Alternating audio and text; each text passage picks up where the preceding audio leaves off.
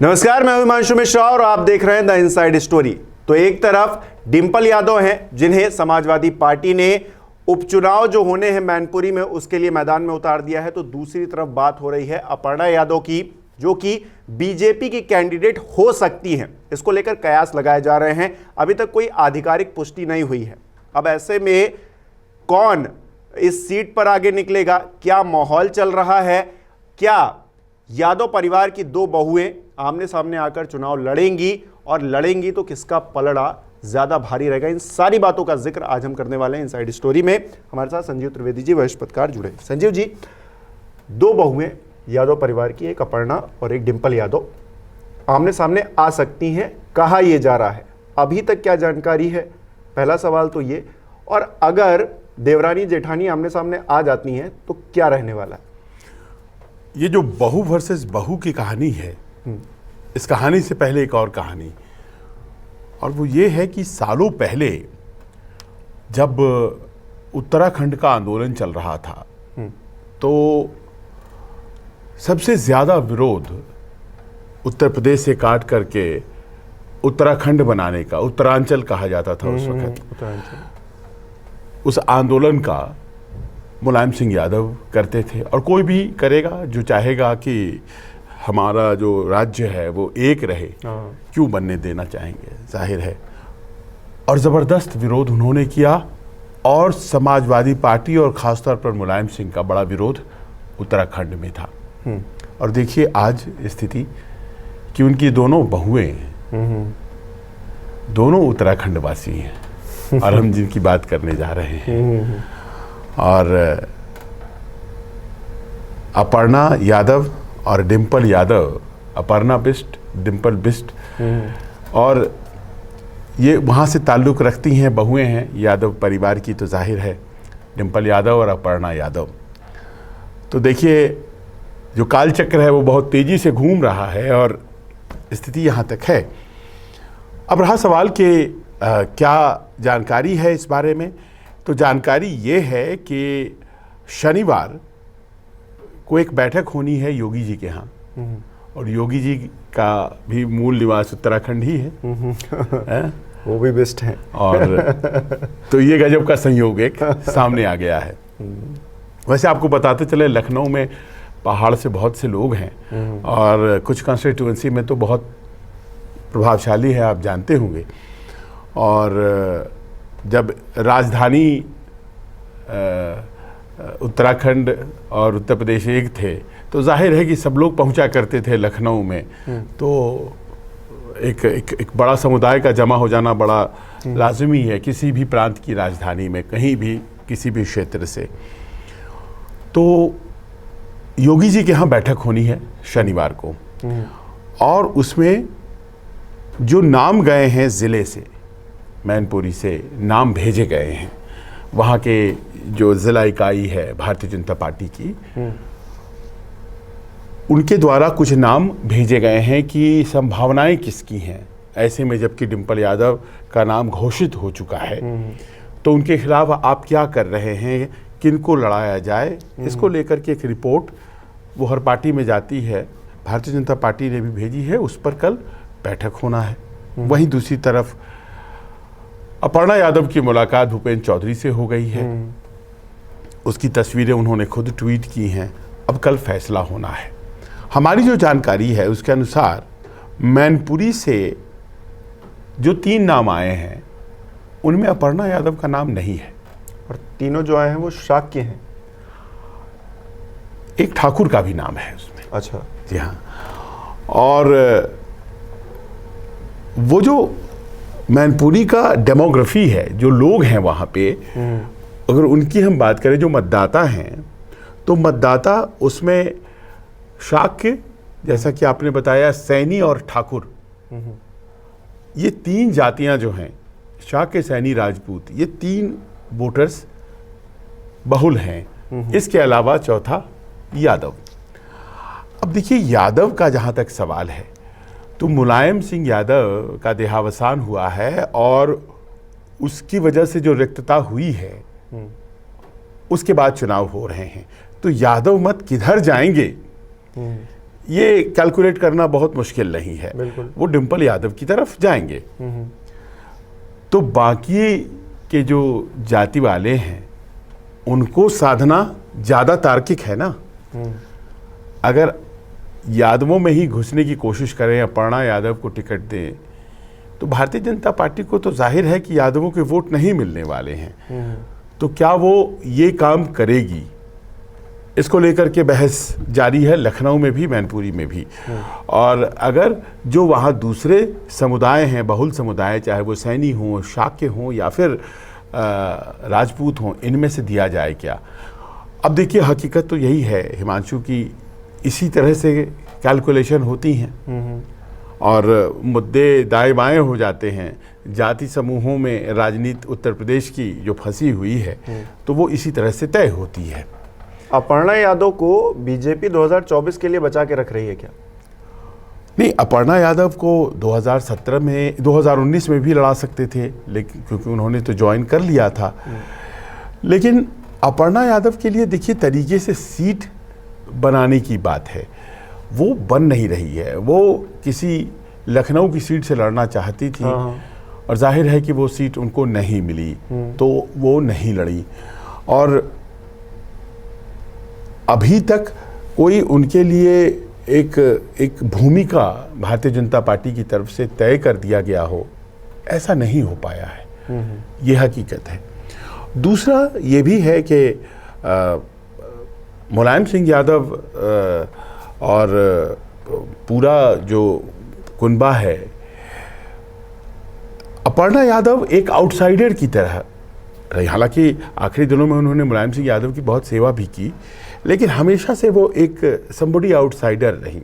और वो जो परिवार की पृष्ठभूमि है और जो वो तमाम बातें जो हैं, जो सब जानते हैं कि कैसे प्रतीक और अपर्णा और वगैरह, तो उस चक्कर में क्या होता है कि एक जो लेजिटिमेसी है वो अखिलेश और डिंपल के पास है।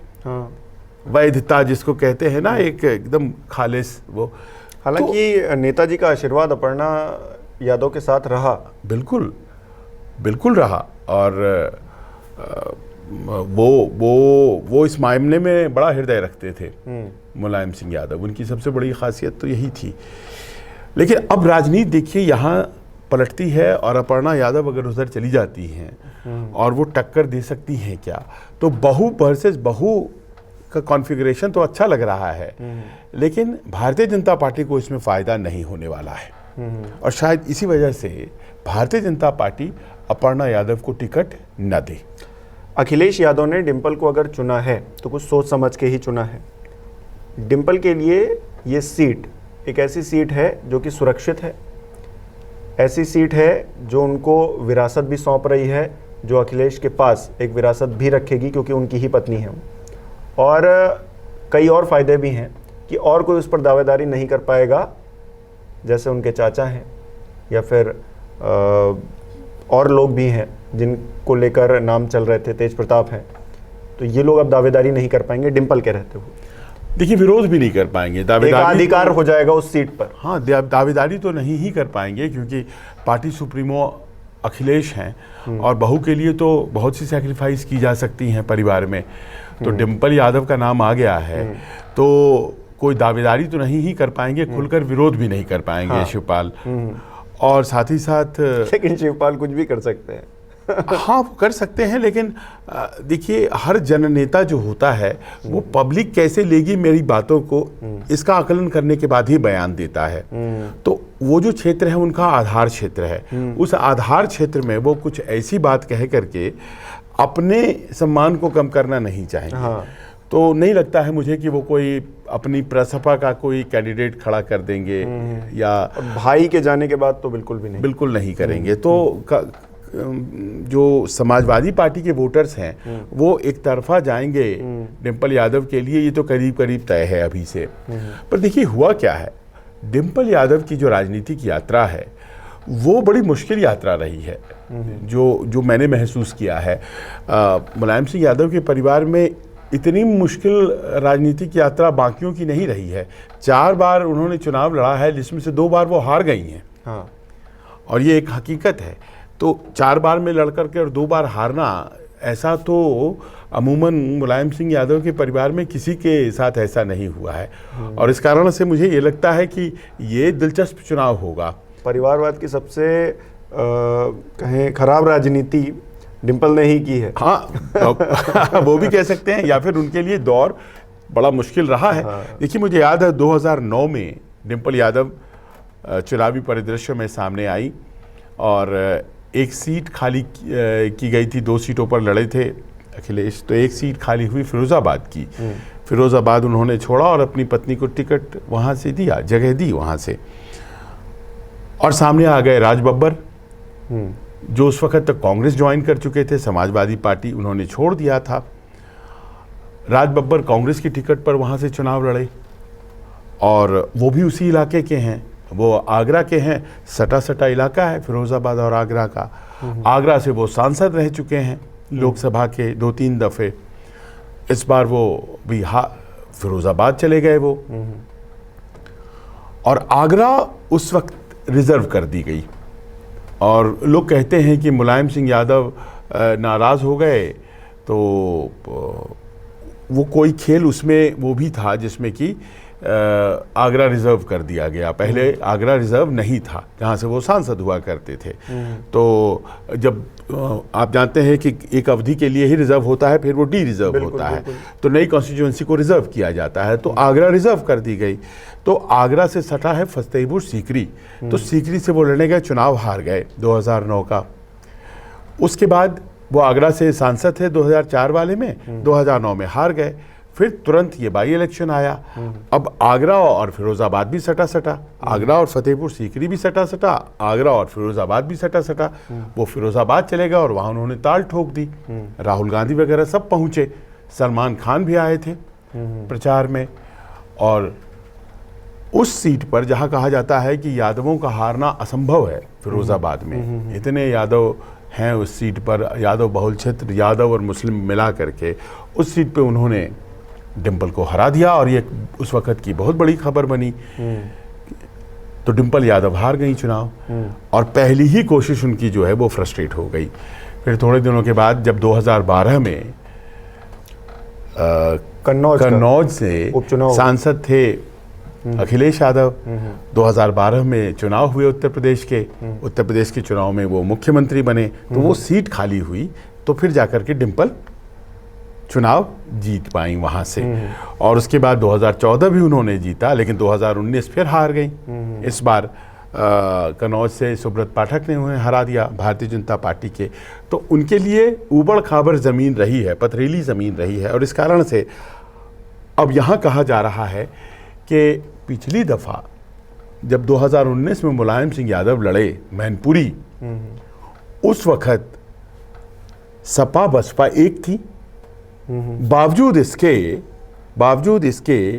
प्रेम सिंह शाक्य मुलायम सिंह यादव जैसे कद्दावर नेता से, भारतीय जनता पार्टी के प्रेम सिंह शाक्य मात्र 94,000 वोटों से हारे थे।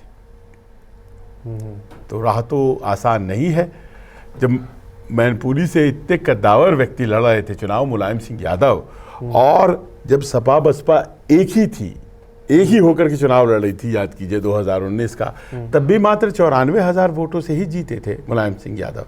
मुलायम सिंह यादव के लिए 3-4 लाख वोटों से कम से जीतना उस इलाके में बहुत मुश्किल बात नहीं थी, आराम से वो जीता करते थे।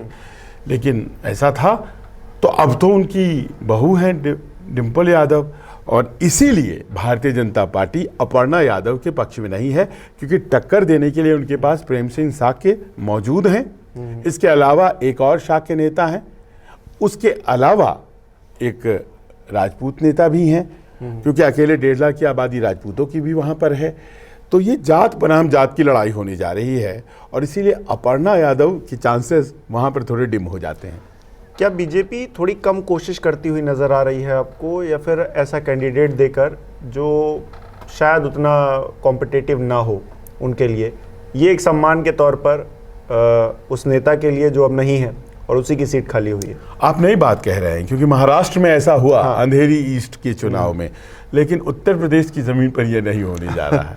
वो लड़ेगी भारतीय जनता पार्टी, और पुरजोर तरीके से लड़ेगी, और उसके लिए बाकायदा कैंपेनिंग का प्लान तैयार कर लिया गया है, मीटिंग्स हो रही हैं और तय कर दिया गया है। और मेरी तो जानकारी ये भी कहती है कि अपर्णा यादव शायद खुद ही बहुत इंटरेस्टेड नहीं है इस चुनाव को लड़ने में, क्योंकि एक पारी की आप शुरुआत करें और उसमें हार ज़्यादा दिख रही हो, ये तो किसी को भी पसंद नहीं होगा ना। आपको मैं कहानी बताता हूँ। 2014 में चुनाव लड़ रहे थे आपके मोदी जी बनारस से, कैंडिडेट कहाँ मिला, किसी ने नहीं लड़ा चुनाव वहाँ से। अजय राय को उतार दिया गया, लोकल आदमी थे। 2019 में प्रियंका गांधी बहुत कैंपेनिंग कर रही थी, तो फिर से मोदी जी बनारस से लड़ रहे थे और बहुत तेज शोर हुआ कि प्रियंका गांधी मोदी जी के बनाम उतरेंगी बनारस से। उन्होंने कह भी दिया, सब हम लोगों ने उनसे पूछा किसी जगह पे कि आप प्रियंका जी चुनाव लड़ रही हैं इस बार, तो उन्होंने अपनी तरफ से कह दिया बनारस से लड़ जाऊं। हाँ।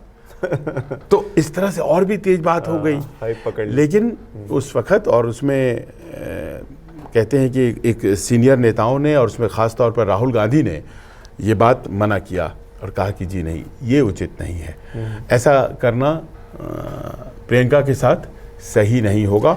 और किसी भी बड़े नेता को अपनी कॉन्स्टिट्यूएंसी से चुन के आने के बाद ही तो टक्कर होगी ना लोकसभा में।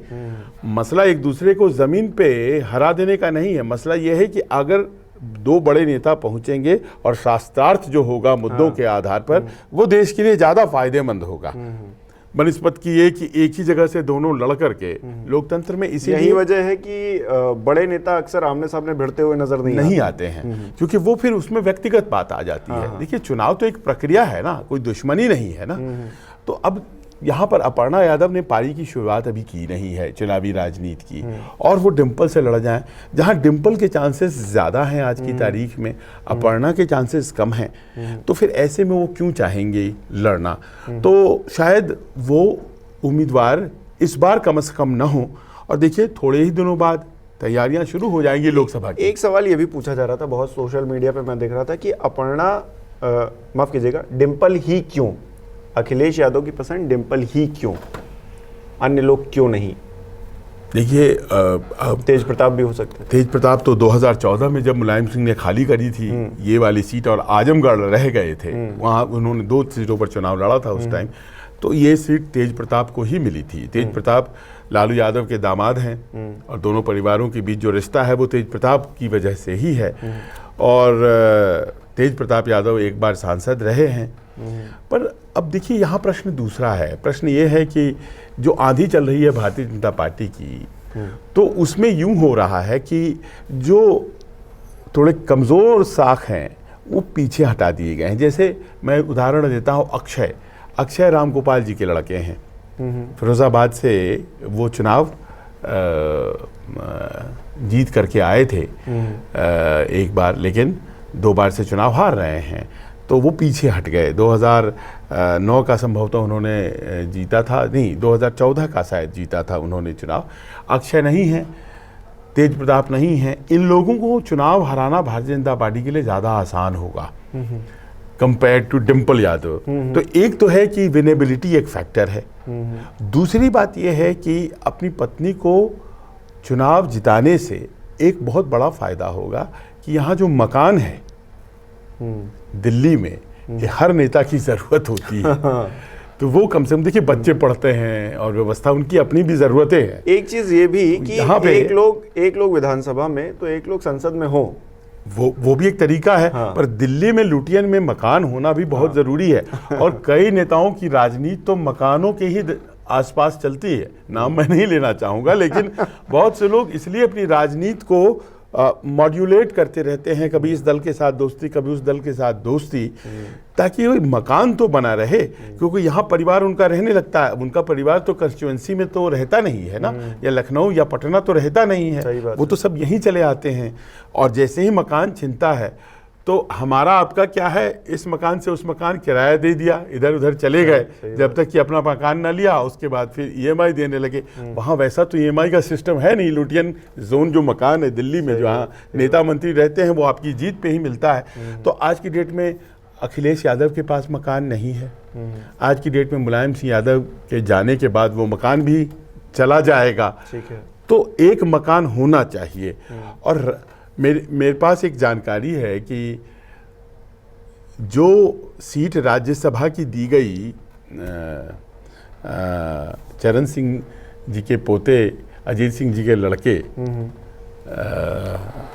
जयंत चौधरी को जब गठबंधन हुआ था, याद करें, तो वो सीट अजीत सिंह और चौधरी चरण सिंह की विरासत को ध्यान में रखते हुए तो दी ही गई, पर साथ में एक छोटा सा फेवर भी मांगा गया था कि भैया ये मकान आपको मिलेगा, वो दे दीजिएगा, मकान की ज़रूरत है। अब पता नहीं, जो कहने वाले ने मुझे बताया कि शायद मकान का दिया नहीं गया, तो नतीजा आज ये है कि ज़रूरत भी है। तो डिम्पल यादव के लिए तमाम आप बड़ी बड़ी बातें कह लें, और एक वजह छोटी सी ये भी हमारी तरफ से रखें, ये भी ज़रूरत पड़ती है लोगों को। और सबसे बड़ी बात यह है कि चाचा शिवपाल की बगावत के बाद अपने खूंटे को मजबूत रखना अब ज़रूरत है अखिलेश यादव की, जिन पर वो विश्वास कर सकें। धर्मेंद्र यादव उसमें एक हैं, डिम्पल यादव है, धर्मेंद्र अभी हार गए वहाँ आजमगढ़, और ये ज़रूरी है कि अपनी ज़मीन बचाई जाए, क्योंकि आजमगढ़ हार गए, जो कि कहा जाता था कि परिवार की एकदम पॉकेट बरो है। रामपुर हार चुके, आजम खान की अपनी ज़मीन कही जाती थी, अब तो असेंबली में भी व्यूह रचना की जा रही है। तो ऐसे में अगर अपनी ही ज़मीन हटती चली जाएगी, फिर तो समाजवादी पार्टी का चलना बड़ा मुश्किल हो जाएगा। इस बार नाक का सवाल है क्या मैनपुरी की जो सीट है, क्योंकि आपने जिक्र कर ही दिया, 2 सीटें पहले जो उपचुनाव हुए उसमें हार ही गए, अब तीसरा भी हार जाएंगे तो स्थिति थोड़ी, हारेंगे नहीं पर क्लोज फाइट रहेगा, ये आप मान करके चलिए, क्योंकि जातीय गुणागणित जो है वो भारतीय जनता पार्टी को वहाँ कमज़ोर नहीं करता है। समाजवादियों की वो ज़मीन है, इस बात को आप मान के चलिए। और राम मनोहर लोहिया को वो क्षेत्र बड़ा प्रिय था, वो पूरा क्षेत्र बहुत प्रिय था, और उनकी जो कार्यशाला थी एक तरह से उस क्षेत्र में थी। मुलायम सिंह यादव वहाँ से ज़मीन से उठे और आसमान में पहुँच गए, राजनीति के इतने बड़े सितारे हो गए, तो वो एक समाजवादी कलेवर कैरी करता है। लेकिन भारतीय जनता पार्टी जिस तरह की राजनीति कर रही है उसमें टक्कर बहुत फियर्स होगा, ज़बरदस्त होगा, पर ये मैं मान के चलता हूँ कि डिम्पल यादव को जीत हासिल होगी। चलिए, आपका ऑब्जर्वेशन है कि जीत हासिल होगी। हमारे दर्शक क्या सोचते हैं, क्या अपर्णा यादव चुनावी मैदान में आएंगी, या फिर अगर नहीं आएंगी तो फिर क्या रहने वाला है जो भविष्य है मैनपुरी सीट का, किसकी होगी मैनपुरी की सीट? हमें कमेंट करके बताएं, हम भी जानना चाहते हैं कि आप क्या सोचते हैं। बहुत बहुत शुक्रिया। नमस्कार, मैं हूं मानक गुप्ता। अगर आपको हमारा ये वीडियो पसंद आया हो तो इसे लाइक और शेयर जरूर करें, और हां, हमें सब्सक्राइब और फॉलो करना ना भूलें, ताकि आप देश और दुनिया की कोई खबर मिस ना करें। तो जुड़े रहिए हमारे साथ और देखते रहिए न्यूज़ 24।